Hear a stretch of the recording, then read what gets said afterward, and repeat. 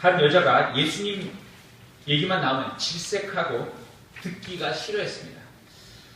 그의 친한 친구가 오랫동안 그 여자를 위해서 중보 기도하고 지속적인 복음 전도로 마음의 문이 열리기 시작했습니다. 그 여자가 마침내 예수님을 구주로 영접했습니다. 주님의 이름을 부를 때 기쁨이 있습니다. 그리고 감격이 있습니다.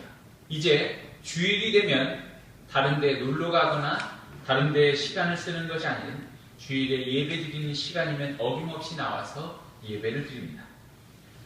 계속 예배를 드립니다. 그리고 시간이 흘러갔습니다. 오랜 시간이 흘러갔는데 그 여인은 여전히 주일에 예배를 드리지만 그의 삶은 그리고 언어는 생활 방식은 변한 것이 하나도 없습니다. 믿은 지 오래되었지만 습관이 그의 말과 행동이 다른 사람에게 덕을 끼치는 것은 없습니다. 일주일 동안 살면서 주님을 찾지 아니하고 바쁩니다. 잊어버리기도 합니다. 주님을. 그래서 주일날 되면 성경책에 묻은 먼지를 털털털 털어내어서 주일 예배 시간에 나옵니다. 예배를 드리는 시간 이외에 달라진 것, 그것은 아무것도 없습니다. 언어와 모든 외양과 달라진 것이 하나도 없다라는 것입니다. 똑같은 삶으로 자신만 위하는 것이 반복될 뿐입니다. 이것을 가리켜서 요즘 시대의 썬데이 크리스찬이라고 합니다. 주일만 예배를 드리는 크리스찬, 주일에만 크리스찬이라는 뜻입니다. 물론 이보다 못한 예배 드리지도 않은 많은 사람들이 있습니다. 그들에 비해서는 훨씬 더 낫습니다. 감사한 일입니다. 그럼에도 불구하고 이 썬데이 크리스찬인 이 여자에게 믿음의 진보가 되어져야 한다는 것입니다. 오늘 말씀은 구원을 이루어 나가라 그럽니다. 예수님을 영접하고 구원이 끝난 것이 아니라 믿음의 삶으로 구원이 성화되고 완성되어지는 것이다 라고 말씀하고 있습니다. 믿음은 성장되는 것이고 구원은 완성되어져 가는 것입니다.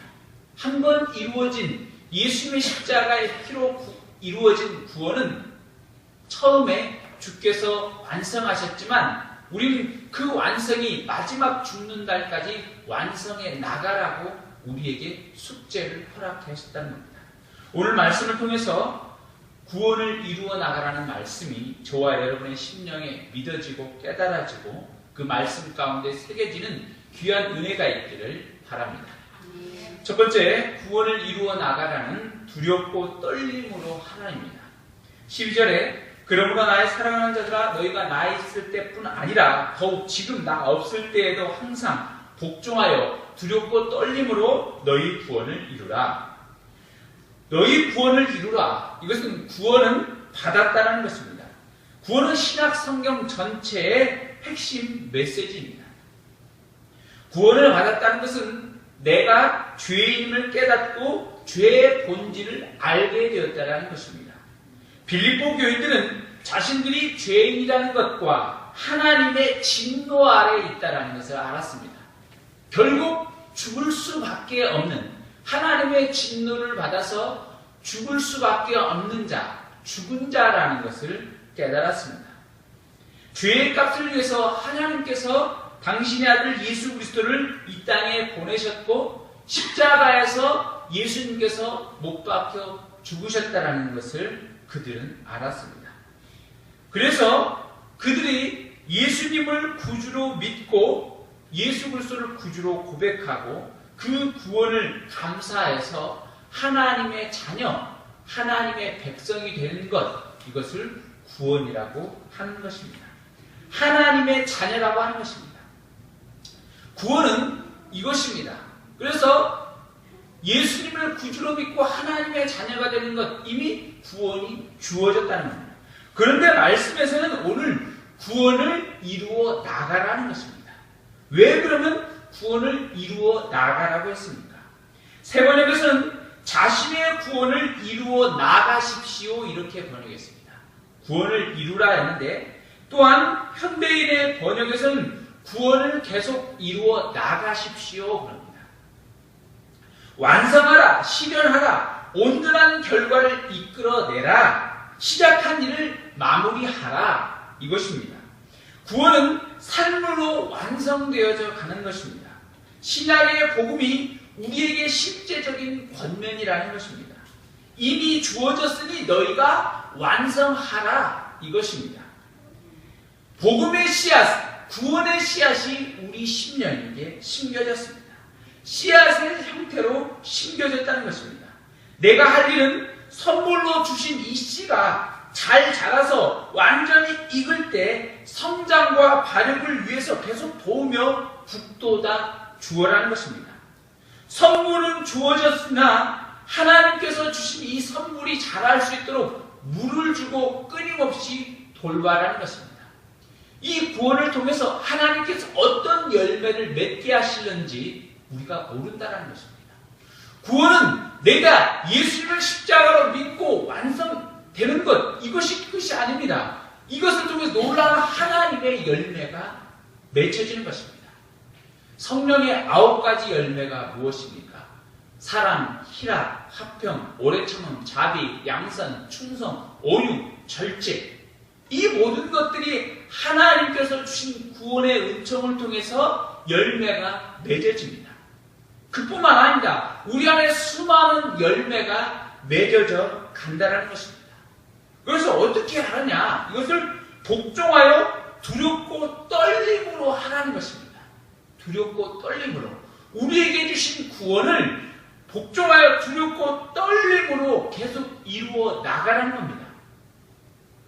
이 복종하여 두렵고 떨리면 두려워하다, 떨리다, 참 간절한 마음이다, 이런 뜻이 있습니다. 이것은 공포 영화나 강압에 의한 두려움이 아닙니다. 그것은 사랑에서 나오는 조심스러움입니다. 조심스러움. 우리는 사랑하는 사람 앞에서 함부로 행하지 않습니다. 조심합니다.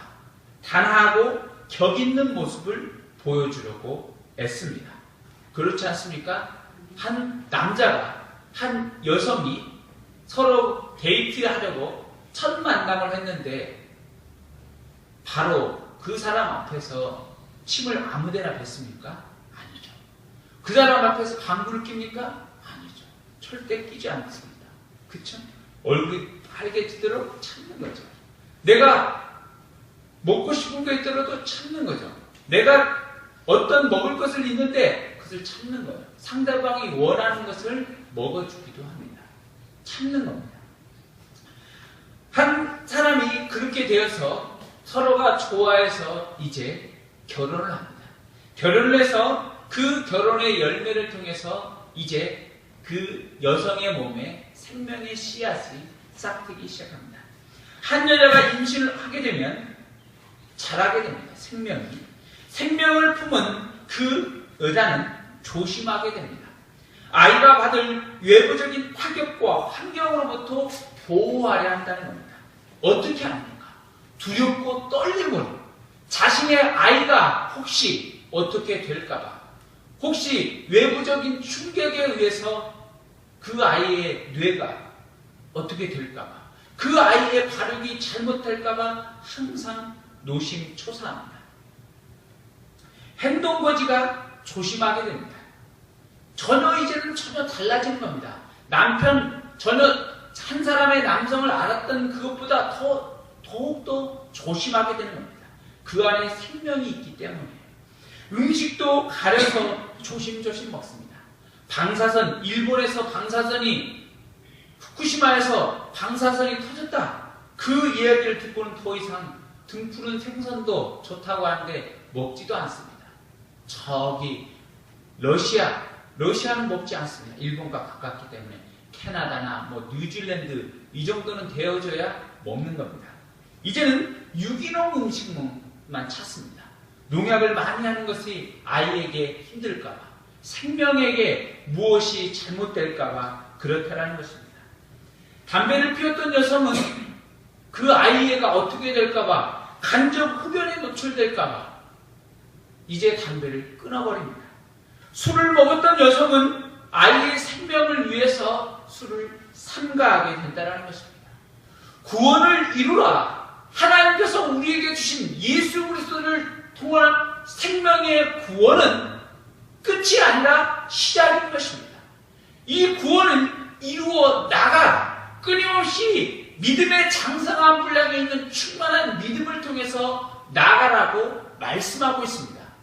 저와 여러분이 주께서 주신 생명의 구원을 받았습니까? 그렇다면 그 구원을 이루어 나갈 수 있기를 바랍니다. 두렵고 떨림으로 이루어 나갈 수 있기를 바랍니다. 제가 이제 저희 첫째 애가 지금 9살, 올해 10살인데 요즘에 들어서 같이 밥을 먹는데 식사하는데 굉장히 식사 예절이 놀랍습니다. 거의 뭐 환상적인데 밥을 먹으면 그 젓가락 면을 먹으면 면을 그냥 쭉 먹고 그냥 한 번에 쭉 끌어당기네요. 그래서 옆에 있는 사람이 다 장이 튀고 고추장이 튀고 난리가 아닙니다. 그래요. 그래 지적을 하는데도 뭐 바꿔지다. 그래 옆에 제가 냉장고 옆에 점수표를 만들었습니다. 그래서 하나씩 잘못할 때마다 점수를 매겨서 15점이 넘으면 한 대 맞는 걸 이렇게 했습니다. 그리고 대신에 일주일 동안 잘하면 2,000원어치에 해당하는 것을 사줍니다. 근데 도대체 이게 그냥 다 체크하면 15번이 넘을 것 같아요. 맨날 맞으면 또 평생 마음에 상처가 될까봐 좀 참으면서 체크하는데도 용납이 잘 안 됩니다. 밥 먹는 것도 숟가락 밥을 먹었다가도 숟가락 거의 뭐 뽀뽀 수준으로 밥을 먹습니다. 이게 넣어서 하는데 소리도 엄청 큽니다. 도대체 왜 애가 저러나 아무리 생각했는데 갑자기 제가 가만히 저를 생각해 보니까 제가 그럽니다. 가만히 면도 먹는데도 그냥 먹고 숟가락도 그냥 넣고 밥도 거의 뭐 저는 3분의 밥 먹으면 거의 3분 이내에 밥에 3분의 2가 없어집니다. 그래서 3분의 1만 남으면 그때부터 밥을 좀 조심해 먹어야겠구나 이런 생각이 듭니다. 항상 조심히 먹는데도 불구하고 그런 생각이 듭니다. 그래서 내가 정말 생명을 키우고 있구나, 자녀를 키우고 있구나. 정말 내가 자녀를 키우는데 말씀을 준비하면서 두렵고 떨림으로 구원을 이루어 나가라 그랬는데 생명이 자라는 데 있어서 그렇게 힘이 들고 많은 시간이 필요한데 내가 정말 두렵고 떨림으로 내 자신이 조심을 해야겠구나 라는 생각이 들었습니다. 내가 이제는 먹는 것도 이제 좀 품위 있고 교양 있게 먹어야겠구나. 이것을 자녀가 보고 있구나라는 것이 생각되어졌다는 겁니다. 저와 여러분에게 믿어진 그 구원, 뿌려진 생명의 복음은 자라고 있습니다. 그 씨앗은 여러분이 생명의 씨, 말씀의 씨, 그 말씀 가운데 물을 주지 않고 자라게 하지 않고 한다면 두렵고 떨림으로 하나님 가운데 나가지 않는다면 그 구원의 씨는 소멸해버릴 것입니다. 저와 여러분이 온전히 두렵고 떨림으로 주께서 주신 생명의 구원을 감사함으로 자라도록 감사함으로 성장하도록 두렵고 떨림으로 보호하고 지키며 나아갈 수 있기를 소원합니다. 두 번째, 너희 구원을 이루라는 하나님의 소원으로 하라입니다. 13절 같이 한번 읽어보겠습니다. 13절 시작. 너희 안에서 행하신 이는 하나님이시니 자기의 기쁘신 뜻을 위하여 너희의 소원을 두고 행하게 하시나니. 아멘. 우리에게는 자유의지가 있습니다. 신체적인 자유와 자신의 생각에 자유가 있습니다. 식당에 가서 삼겹살을 먹을 것인지 목살을 먹을 것인지 아니면 항정살을 먹을 것인지 아니면 소고기, 꽃등심도 먹을 것인지 선택할 수 있습니다. 아니면 식사가 끝나고 커피를 마실 것인지 아니면 녹차를 마실 것인지 아니면 레몬 주스를 마실 것인지 선택할 수 있습니다. 집에 와서는 밤에 출출할 때 치킨을 먹을 것인지 아니면 피자를 시켜 먹을 것인지 서로 선택할 수 있다는 것입니다. 그리고 내가 원하는 어떤 환상적인 것을 기대하고 생각해보는 많은 것들이 있습니다. 그것은 내 의지대로, 내 생각대로 그려볼 수 있다는 겁니다. 그런데 우리의 신체적인 자유, 자신의 생각에 대한 자유는 있지만 내가 삶의 어떤 것들을 선택하고 내 삶을 이끌어 나가는 것, 그것은 내 의지로 될 수 없다라고 성경에서는 말하고 있습니다. 잠언 16장 9절에 사람이 마음으로 자기의 길을 계획할지라도 그 걸음을 인도하시는 이는 여호와십니다. 내가 인생을 계획할 수 없고 내 인생의 목표를 설정했지만 그것을 이룰 수 없다라는 것입니다. 내 일에 실제적으로 현실적인 나타나진 것들을 내가 내 마음대로 할 수도 없는데 하물며 영적이고 미래적인 것, 하나님의 생명이 우리의 뜻대로 우리가 할 수 없다라는 것입니다. 우리는 근본적으로 아담 이전에는 선택의 권리가 있었습니다. 하나님께서 에덴 동산에서 아담과 하와를 그곳에 두시고 난 다음에 이렇게 말씀하셨어요. 여호와 하나님이 그 사람에게 명령하여 가라사대 각종 나무의 실과는 네가 입으로 먹되 선악을 알게 하는 나무의 실과는 먹지 말라. 내가 먹는 날에는 정령 죽으리라. 에덴 동산에 있을 때는 그것을 먹을 선택의 권리도 있었고 선택하지 않을 권리도 있었다는 겁니다. 우리에게 선택권이 있었다는 거예요. 그러나 우리가 하나님의 말씀을 선택하지 않고 우리가 선악과를 따먹는 불순종을 선택함으로 인해서 우리는 더 이상 선택의 권리가 사라져버렸습니다. 하나님께서 우리에게 주신 선택이 무엇이냐면 생육하고 번성하라, 땅에 충만하라, 바다의 고기와 물고기와 모든 생물을 다스리라 했어요. 그 모든 것들이 우리에게 선택일 뿐만 아니라 그것들을 명령, 다스릴 수 있는 권한도 우리에게 있었다라는 것입니다. 그러나 하나님을 떠나 불순종하는 순간 우리는 버림받았고 우리는 더 이상 선택할 기회가 사라져버렸습니다.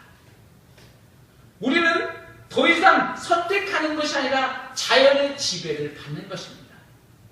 파도가 칠 때 파도가 우리를 잠잠케 우리가 잔잔하라고 말할 수 없습니다. 동물이 우리의 곁에 있을 때 우리가 잠잠하라, 너 이리 와봐라 할 때 옵니까? 오지 않습니다. 절대 말을 듣지 않는다는 겁니다. 자연계가 모든 것들이 더 이상 우리의 선택의 권한에, 우리의 권한에 들지 않는다는 것입니다. 하물며 하나님께서 주신 영적인 것, 생명, 구원을 우리의 뜻대로 할 수 없다라는 것이에요. 우리의 뜻대로 할 수 없습니다. 오늘 너희가 구원을 이루라 그러는데 그러면 우리가 구원을 이룰 수 있겠구나.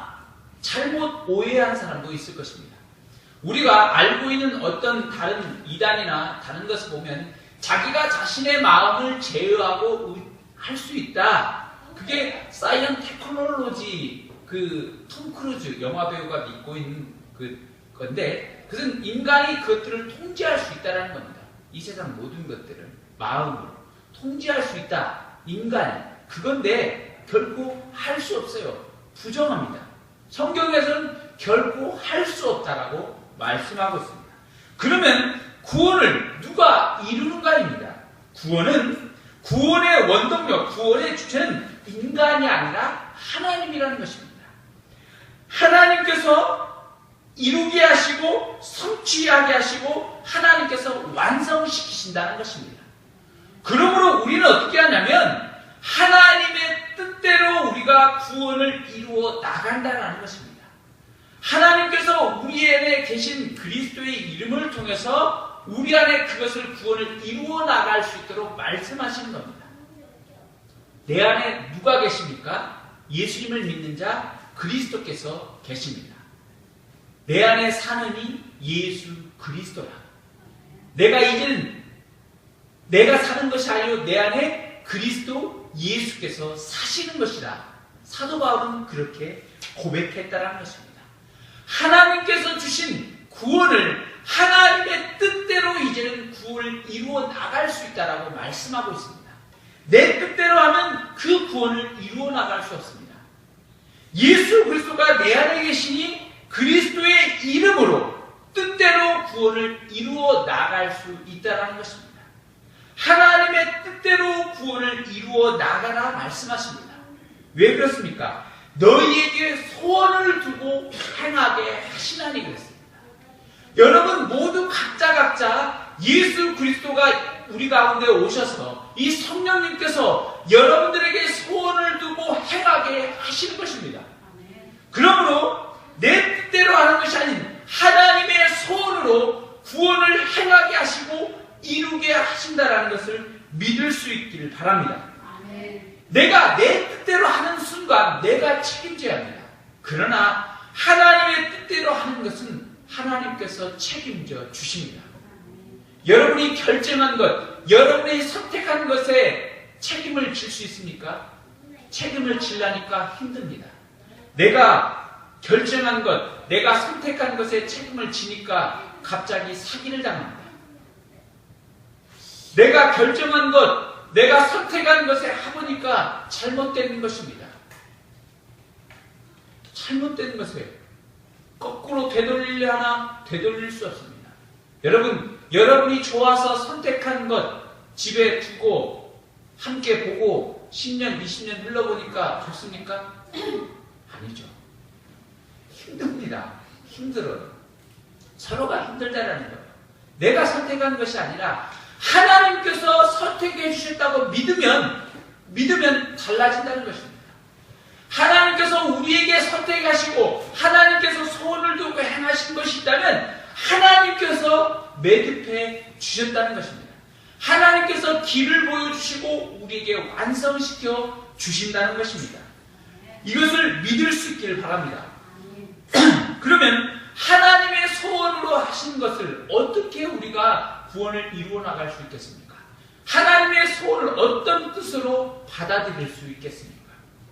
여러분, 우리는 끊임없이 다른 것에 영향받은 존재입니다. 영향을 받습니다. 영향력을 받고 있습니다. 요즘 많은 SNS가 우리에게 스마트폰을 통해서 우리에게 영향을 줍니다. 많은 인터넷 매체가 우리에게 영향을 줍니다.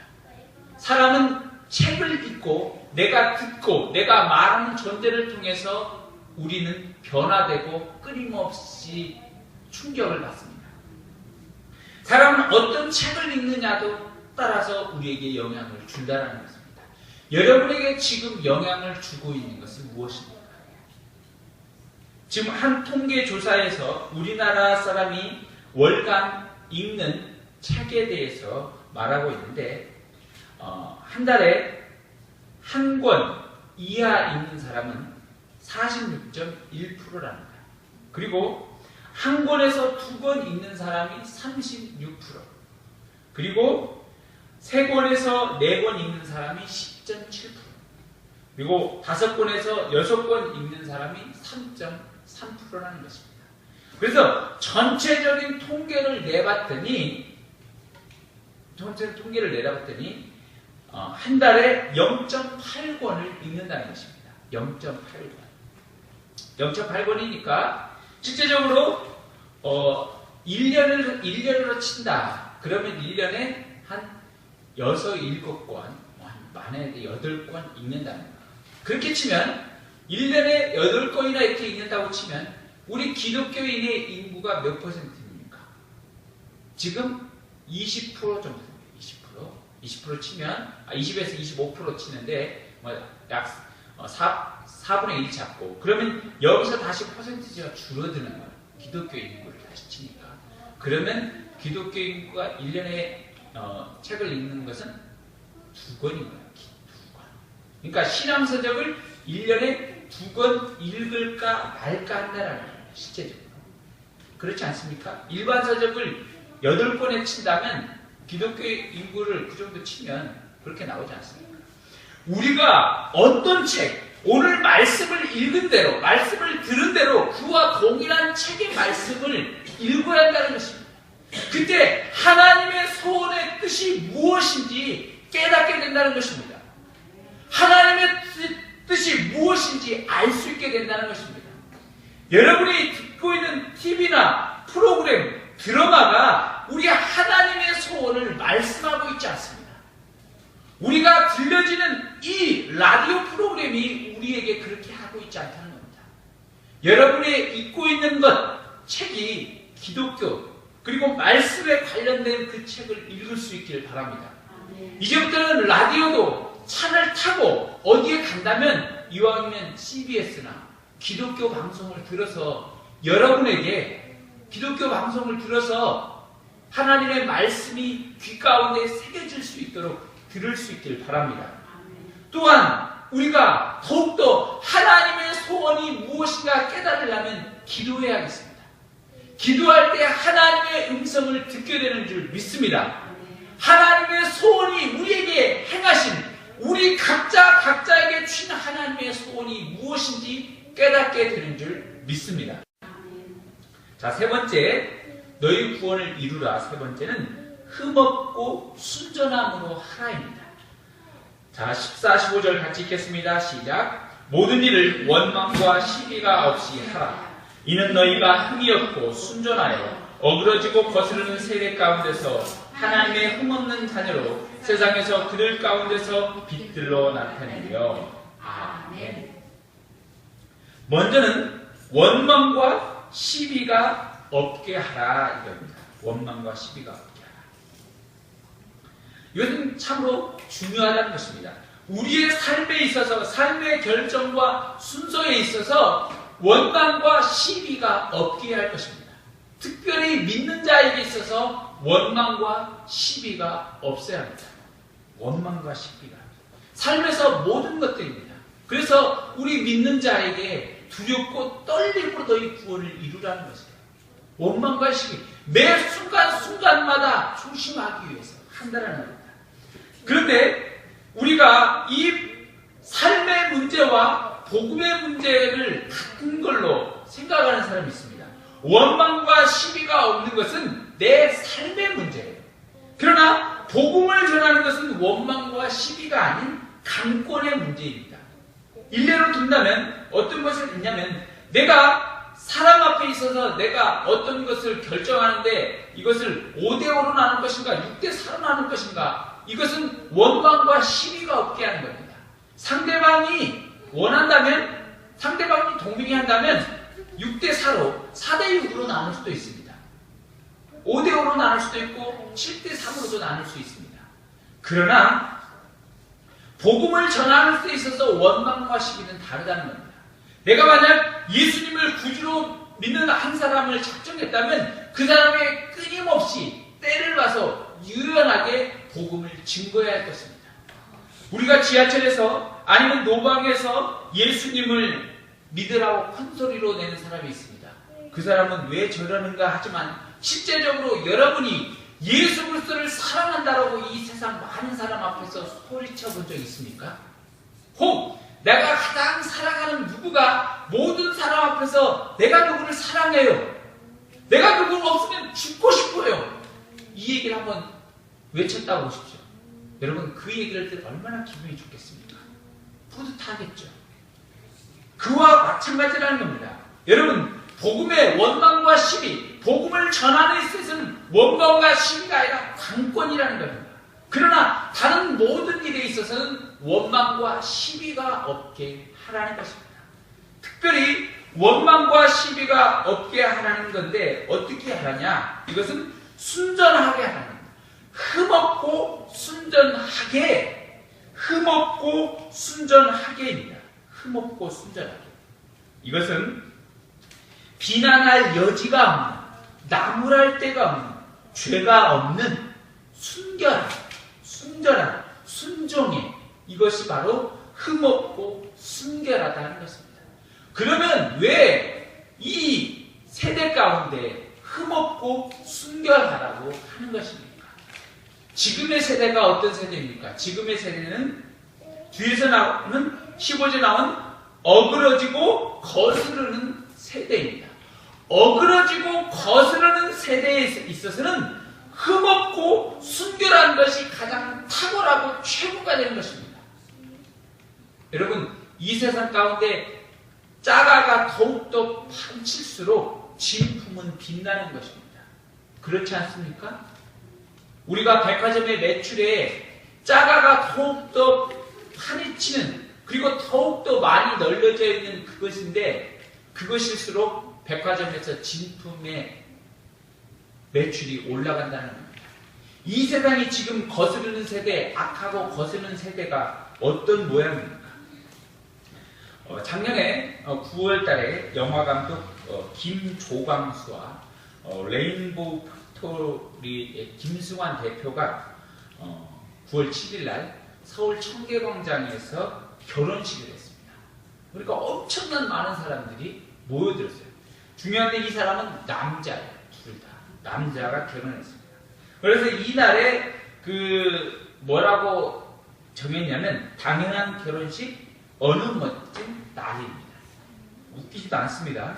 근데 이날 결혼식 앞서 진행된 기자회견에서 김조광수가 동성결혼을 반대하는 이들에게 한마디 해주라 라고 얘기하니까 이렇게 얘기했습니다.